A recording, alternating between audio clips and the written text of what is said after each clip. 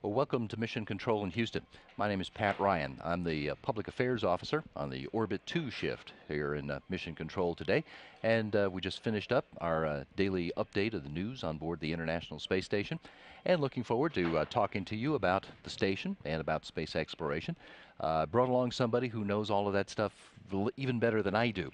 Eric Boe is an astronaut. He's been an astronaut since 2000.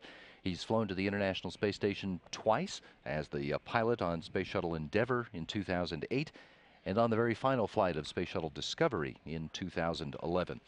But perhaps more important, Eric, is tell us where you came from to get here. Well, I grew up in Atlanta, Georgia. I lived on the northeast side of town, went to Evansdale Elementary School, and graduated from Henderson High School, which is now a middle school in Atlanta area. So you are familiar with the area where the folks here from Ball Ground are. Absolutely, very familiar with the Atlanta area. I was looking at Ball Ground where these guys are location-wise. My father actually lives in Canton, which is pretty close to where they're at. Tell us real quickly, how did you become interested in being an astronaut? What did you have to do to get here? Well, I've always been interested in flying. It's just been one of my passions, and so I went into the Air Force and became an Air Force pilot. It was always kind of a far-off dream. I remember my parents coming when the moon landings happened, and Neil Armstrong was walking on the moon, calling me in and saying, "Hey, watch this on TV." And it's kind of my first recollection of television. I remember seeing the landing, and I think that's was always kind of on my mind to maybe get a chance to do that in the future. And as my career went along, I became a fighter pilot and a test pilot, and I had the qualifications to be an astronaut. I went ahead and applied, and that's kind of the course it took. Cool. Well, let's find out what the kids in the Atlanta area are interested in. We're ready to take your questions. What kind of training do you do to become an astronaut, and how many years do you have to train to be an astronaut? That's a great question. Well, the training is involved. Usually when you come in as an astronaut, one of the first things you do is you go through astronaut candidate training. So that's usually in the range of a year and a half to 2.5 years, depending on how that works out. So you do all kinds of generic training, things like working the robotic arm. You learn how to fly. We have T-38s that we use for training to get crew members used to what it's going to be like on a spaceship, because communications and working those things. We also have a neutral buoyancy laboratory, NBL. We'll talk about that probably a little bit later, where we practice doing spacewalks as well.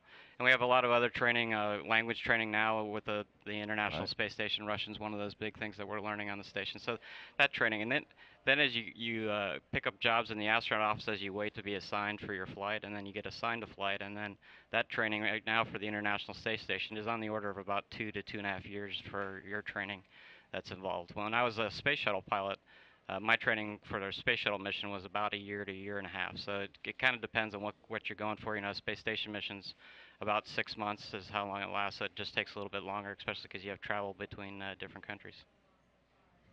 Did I answer? Yes. Okay. Yes. Next question. Was it like training in water, and how does it relate to being in space?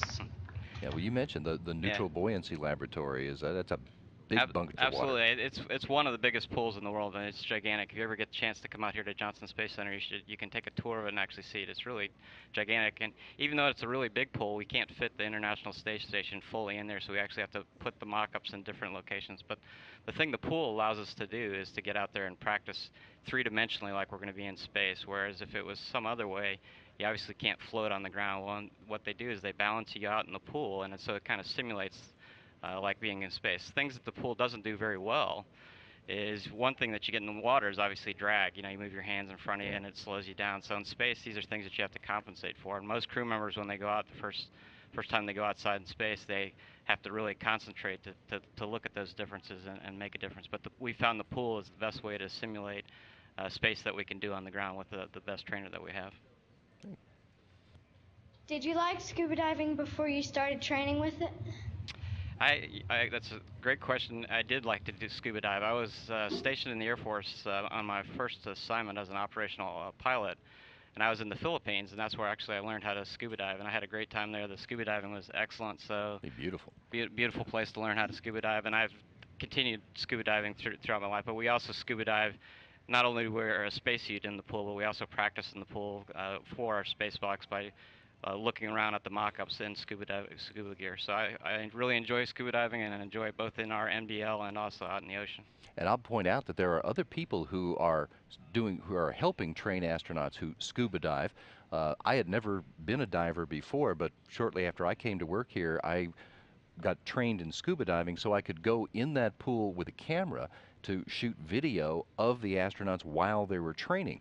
And it's a remarkable thing to be floating around in there uh, for a couple of hours at a time, holding a camera that's trailing this long cord and swimming around, following them as they train for all of the tasks that they have to do on the spacewalk. You get a real interesting perspective of how that goes, and you also learn a lot about what they're actually doing on the EVA. So people who like diving can be involved even when they're not astronauts. Absolutely. When we're out there just practicing, typically a spacewalk we have 2 people that are outside, and when we're practicing we have 2 people. But we have a whole team that's supporting that training that we're doing in the NBL. And so when we do that, we have, just like you said, photographers that are working with us. We have safety divers that are keep watching us. We have camera float photographers. We also have people talking to us on the loops that are not in the pool, but they're looking at some technical details. So we have a huge team that's helping us train while we're in the water. So absolutely, there's a lot of things to do here. Who's next? Is astronaut training tiring? Astronaut training can be tiring. It's really a lot of fun. It's a lot of hard work. There are times when it goes quickly when you're working really hard, and there's other times when you just got to do some brute force of looking at things and really studying things. But the pool that we just talked about, when you're doing a spacewalk, is because you're fighting against the suit. Typically, when you're in space, you have a pressure differential, which makes the suit kind of rigid when you're moving your arms back and forth. And so that really makes it, and doing things with your hands, like your tasks of squeezing with your hands, can be very difficult. So when you get done with that, whether you're doing a spacewalk in space or you're in the pool, you end the day and you're fairly tired. And other things like that can be fairly rigorous in our training. Is the suit you wear heavy?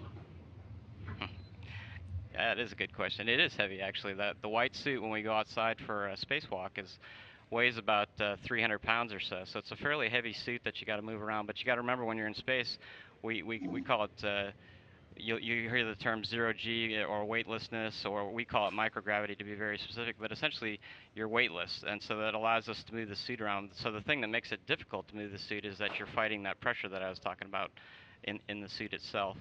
So you don't really feel the weight, and it's actually fairly easy to move. Our other suit that we wear a lot of times, like when we launch on a Soyuz or when I was launching on a space shuttle, we wear a different suit, and that suit isn't quite as heavy. It doesn't weigh 300 pounds. It weighs on the order of 30 to 50 pounds. But the suits that we do have some weight to it, and you have to work around them. They have some limitations that affect you, but that's why we do the training that we do. And part of the reason that you said you have to work against the suit is because of it's pressurized on the inside. You go out to do a spacewalk where there is no atmospheric pressure because there is no atmosphere. You have to have the pressure on the inside of the suit in order to provide you with an environment that you can live in. And it's that pressure that makes it hard to operate, that makes it tough to work against the pressure on the inside of the suit. Exactly right.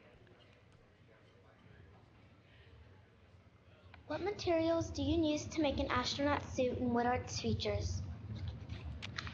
Well, that's the suit is actually fairly complicated. Obviously, it's another team that went out and designed the suit. We've had several iterations of suits along the way, but the big picture for the space suit that we have, the one that we take outside to do our spacewalks with, is it's made out of layers. You start with a layer that basically is a bladder. It basically keeps that pressure that we've been talking about, keeps the air in. That's obviously one of the most important things, because you can't continue to live if you don't have a place to breathe. And so that's the big area. And then all the other layers are basically to support that layer. So then we have a layer that basically is a protective layer, so that if you bump into something, you don't accidentally cut that bladder. And then on top of that, we have kind of a mesh weaving that goes on top, again, that helps protect. And then there's a thermal layer that protects against the sun. And then on our gloves, where we grab things, we actually we'll put an additional, like a rubber layer that helps us, so that when we're touching things, that layer can help prevent us from getting cuts in our gloves. So the suit is a very complicated. And then obviously it's almost like a portable spaceship, because you have your own oxygen and breathing. You're basically self-sustained. You have a little power unit, a battery, so you can monitor your systems that's going on, and you have water to cool the suit while you're outside. So there's a lot of different things that go on a spacesuit, and it's essentially like a little spaceship that you're taking outside. I think it's also important to point out that you don't go to space and wear those spacesuits all the time. Most of the time, you're dressed like this. Yeah, absolutely. We're wearing a shirt just like this on the inside, and it's just when you're going to go do a spacewalk that you actually put on that full suit. And typically, when you're riding up and down, you put a spacesuit on. But then once you're in orbit, a lot of times you take the spacesuit off, do some work, and then you put the suit on. So most of the time, you're not wearing a suit, but there are times when you're having to do the spacewalk or special times that you put the suit on. What is it like to live in? What is it like living in space, and how long do you usually stay up there? Well, it's great living in space. It's one of the coolest things. You know, the living in space, there are so many things to see. Usually you're busy with a lot of work that's going on, but when you have some free time, the thing that you go out and do is you look at the Earth and you're amazed at how it is. But there's all kinds of things you have to think about in space: is how to eat, how to sleep, all the basics. I think there are a lot of different things that are involved in it. But for my flights, I went up for about 2 weeks, almost 16 days, Right. some of the longer space shuttle missions where we went up to the space station and stayed there. And we met crew members like we have crew members on board now. We have 6 crew members on the space station right now. And they're up there for anywhere from 5 to 6 months is the typical mission while they're on board. So you really have to kind of calibrate yourself to how long it's going to be. When you're on these shorter missions, they're a lot more fast paced, but on the longer missions, it's still a high pace, but you do it over a longer period of time.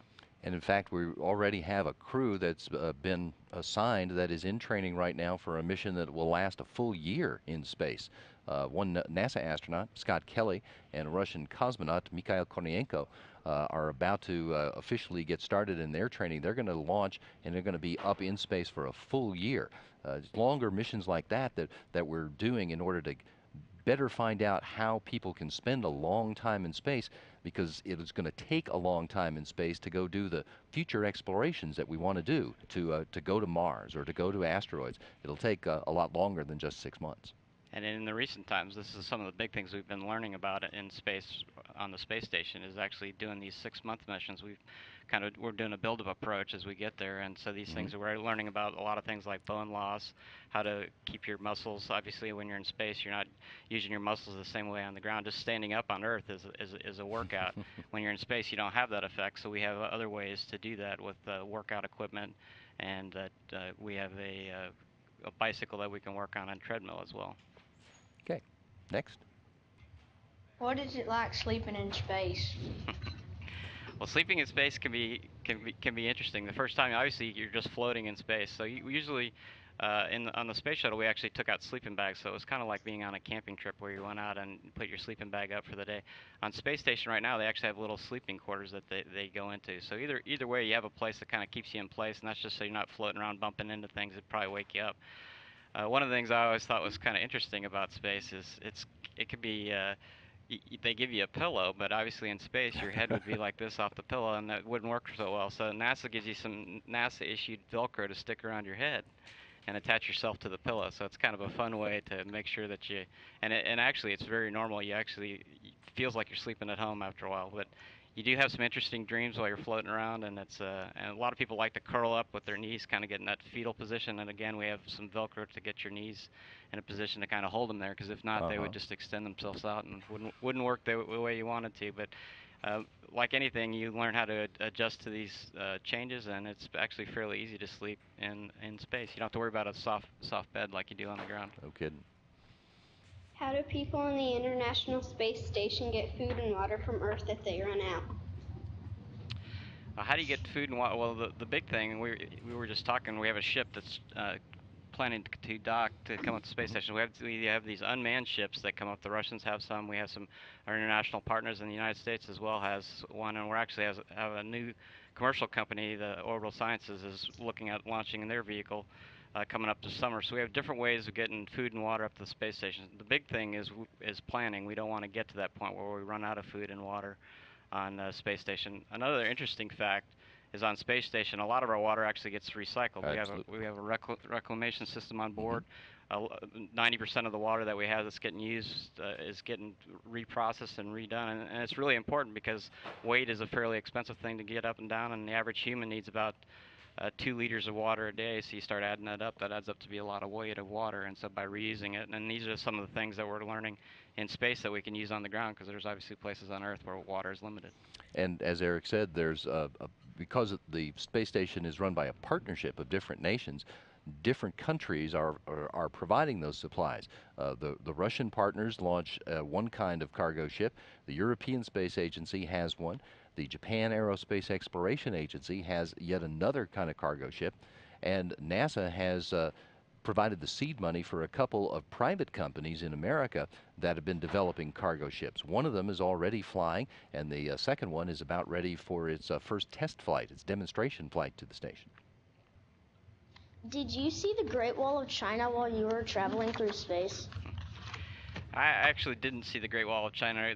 The timing for lighting didn't work out that way, but there have been people that have seen the Great Wall of China, and actually with a camera you can see a lot of things on Earth that you know that humans are there. We're flying fairly low over the planet. We're at the range of about 200 to 300 mile up in space, depending on where you are in your orbit distance. So you're actually fairly low going across the planet, and you can see the Great Wall of China from space, but there are a lot of things that you can see that are man-made from while you're going around the planet in orbit. But the Great Wall of China is a pretty amazing one. It's on my list if I get the chance to see it when I go up there next time. Okay. Did you see day and night when you traveled? You see day and night actually a lot while you're up in space. When you're going around the planet, you're going about 17,500 miles per hour in orbit. What that means is that you go around the planet 16 times a day. And 16 times a day means you see 16 sunrises and sunsets every day. So the sun, and the sun comes up 16 times as fast and goes down 16 times as fast. So when you see it, it's up pretty quick and down pretty quick.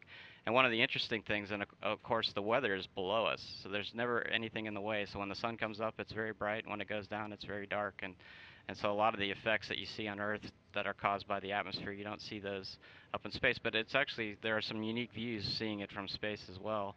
And the sun, on spacewalks like we were talking about earlier, you really have to take into account where the sun is, because it can actually, if you're looking right into it as you're working on something, it can really blind what you're doing. Or when the sun goes down, if you don't have your lights on, you won't be able to see the task that you're working on. So keeping track of where the sun is actually a fairly important thing, but it also affects how you sleep, because obviously a lot of people use the sun on the ground to kind of tell what time it is. So you kind of have to get used to a new clock, because you look at the sun a little differently while you're up in orbit. Does your oxygen level drop in space? Your oxygen level, actually, it's all maintained. We have systems on board that maintain it. We have a whole mission control room here in Houston, and also there's one in Russia as well, that are looking at these to make sure that we have the right mixture of gases in there. So we have to keep track of that as part of a thing. So as you breathe it, obviously it drops down, but we have a tank outside that actually helps put more oxygen in the air. We have ships that bring up oxygen as well, and we can actually split oxygen, take water, we can split the hydrogen and the oxygen and actually get oxygen from that as well. So there's multiple ways to get it. It obviously goes down as we breathe it, and we just have to replace it over time. So it's something that we have to monitor continuously. Can you watch the Atlanta Braves game in space?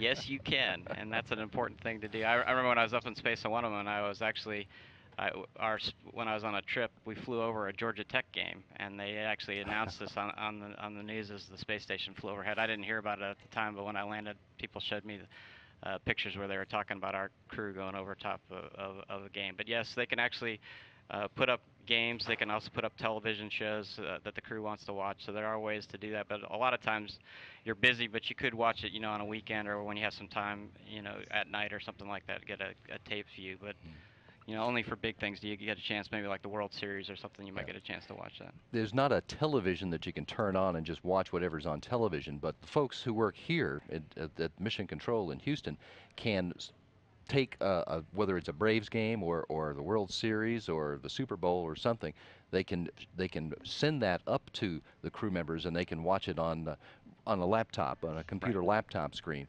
so they can keep up with things like that. And most crews request those kind of things, and we have a group here that on the ground that actually helps us get that kind of what you're looking to watch while you're up on board on orbit.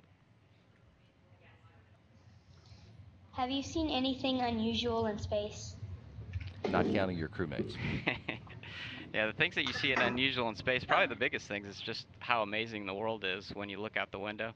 I mean, you can really see the planets alive. You look out the window and you can see the atmosphere, you can see the blueness of the oceans. There's a lot of places you fly over on the Earth that a good chance you won't get to see in real life. And there are a few places. When I was on orbit, I saw New Zealand. It was one of the things that always flew underneath us fairly often, and I got the opportunity. I was lucky enough to go down to New Zealand later, and it was neat to compare the view that you saw from space and the view. So the things that was most unusual is seeing our planet from a different vantage point. Yeah. What is your favorite thing about living in space? I'd have to say my favorite thing about living in space is really just the mission. It's one of the things I like being about an astronaut is the people that you're working with, and it's not just the astronauts that are on board the space station. It's everyone that's in the team, because when you see an astronaut in space, there's actually 1,000 people that are behind that are doing. We have a control room here. We have rooms that are actually behind the control room that support the control room and things that are going on. The people that design the hardware. You get to go out and meet a lot of these people that worked on the thing, the scientific effort. It's really just a huge, big effort, and it's really neat. And then we've talked about the international partnership that we were talking about earlier, and it's just one of those things that you have astronauts that are from different countries, you have teams from different countries, and all this is going on at the same time. When you start thinking about it, and you look at it, and then you look at the planet, and you realize there's this huge team effort and all these people involved. To me, it's probably the most exciting thing about the space station, the thing that I really think that is the coolest part about space. How does mission control help you? Well, mission control does a lot of things for us. They really kind of set the schedule for the day. So every day when a crew member wakes up, we have meetings the day before, and then that day they get up and they look at the things that they're going to do, and they kind of have a schedule. And a lot of times we come up with challenges where something doesn't work the way we expect, or we have like tomorrow we have a vehicle coming up for rendezvous. A lot of these things are going on in the background where the crew member is not directly involved in it, but they're keeping us informed on what's going on with those vehicles. And when you have problems, that's the ground crew. They're pretty much, we work back and forth continuously. We're constantly having discussions. We're having email traffic go up and down. We get videos that come up and down that talk about the experiments that we're working on, or the areas that we want to repair on the vehicle. So mission control is extremely involved, and it's one of the big training areas. We even have a person that we call a Capcom here in the control room that actually takes what the control room is talking about and then pipes it up to the astronauts and vice versa. So it's a very essential part of the whole mission of getting the job done. I think we may have time for one more. Did you ever think you'd be a pilot for NASA? It was one of those far-off dreams, but now that I'm in this position, I really consider myself extremely fortunate to get the opportunity. There's a lot of people that apply and want to do it, and there are those out there in your group that I hope you will, if you're interested in space, will put your name on it, because just like you, I was sitting in a classroom just like you were in Georgia, and it was an opportunity to get the chance to go through. So study hard in school, look at those math and sciences, and keep doing what you're doing. And you could be sitting in this seat talking to some other people from Georgia in the future. Eric, our time is about up. I want to thank you for joining us and providing some thoughtful answers about the job that you do. Well, you're welcome, Pat. I've enjoyed it. And we'll send it back to the DLN.